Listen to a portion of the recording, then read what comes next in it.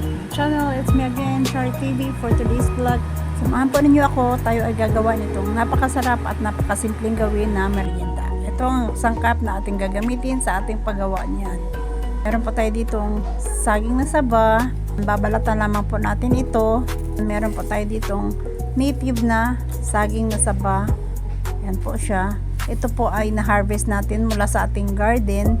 Para hindi po ito masayang, ayan, gawan po natin ito ng paraan para magkaroon pa po tayo ng extra na merienda. Hihiwain lamang po natin ito sa 2 piraso at hihiwain din po natin ito into strips para lalo po itong dadami kapag ito ay ating nailuto na. Habang hinahanda po natin itong lahat, hihiwain lamang po natin ng ganyan ka liliit para lalo po itong dumami kapag ito ay ating nagawa na. Yan na po siya. Nahiwa na po natin ito ng strips.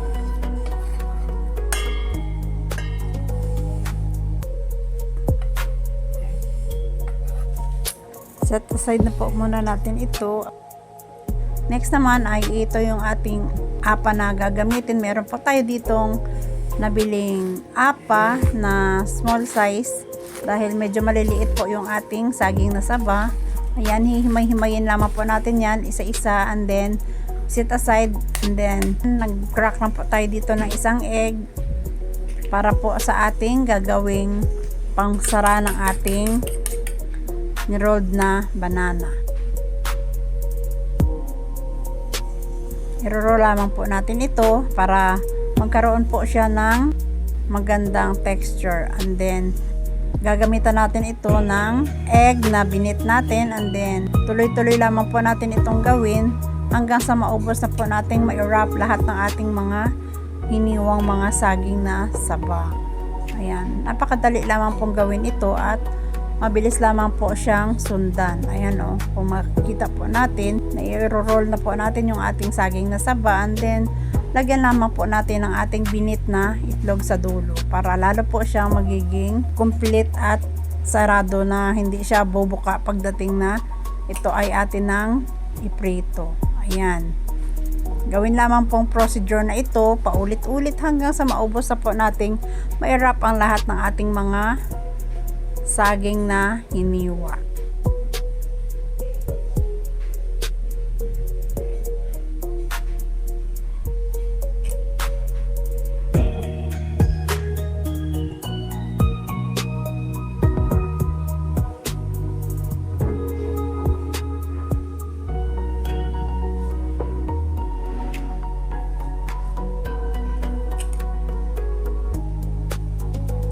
Diba, kung makikita po natin, ayan, fast forward na po natin dahil medyo marami-rami nga po yung ating ibabalot na mga hiniwa na mga saging, kaya ayan, so, para madali na po natin itong matapos maibalot lahat. Ayan o, ganyan lamang po simple at ganyan lamang po kadali ang pagbabalot nitong ating gagawin na napakasarap na dessert. Ayan, isa din po itong merienda kapag ito ay ating nailuto na.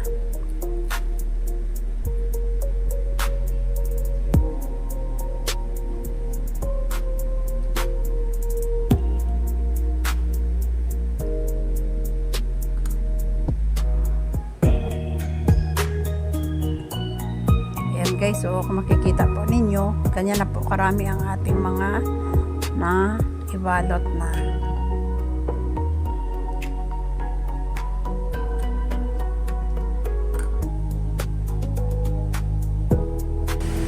Ayan guys, nakagawa tayo ng 100 peraso. Ayan, set aside na muna natin yan at gagawin naman natin yung ating next na procedure. Maglagay lamang po tayo dito ng mantika sa ating pan. Antayin lamang po natin ito na medyo mainit na at ayan, ilalagay na po natin ang ating mga hiniwa at nirap na mga saging. Halo-haluin po natin ito para maluto po ang magkabilang sides ng ating banana. Kaya ayan guys, medyo golden brown na po siya. Hahanguin na po muna natin ito sa ating mantika. Ulit-ulitin lamang po natin itong procedure hanggang sa maubos na po natin maiprito ang lahat ng ating mga naibalot na mga saging na sapa. Pag na golden brown na po yung kanyang itsura, hahangawin na po natin ito sa ating mantika para matanggal po ang ating excess oil sa ating wrap na mga saging.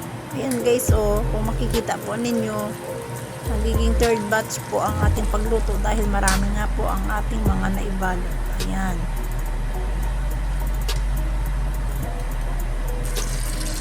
Kapag naiprito na po natin lahat ng ating mga naibalot na saging, ayan, magagawa naman po tayo ng ating sauce. Mag-melt lamang po tayo dito ng butter sa ating pan. And then, dagdagan po natin ito ng konting tubig with melted butter also.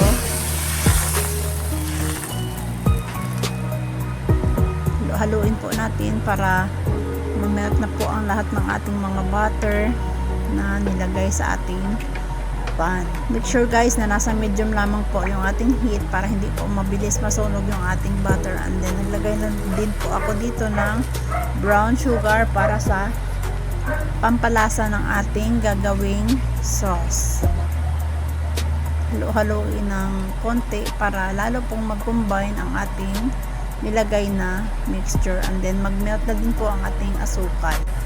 Ayan, kapag ganyan na po, na kumukulo na po yung ating mixture, halo-haloin natin ito para hindi po ito dumikit sa ating pan. And then, pag ganyan na po ang kanyang texture, ayan, ilalagay na po natin yung ating mga prinitong mga saging.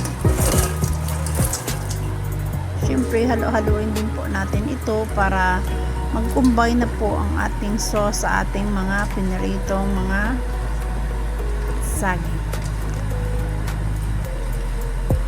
Ayan, kung makikita po natin ang kanyang itsura, nagiging glossy na po siya dahil well coated na po siya ng ating ginawang sauce. And then maglagay lamang po tayo dito ng sesame seed para po sa pampadagdag ng ating texture ng ating ginawang merienda.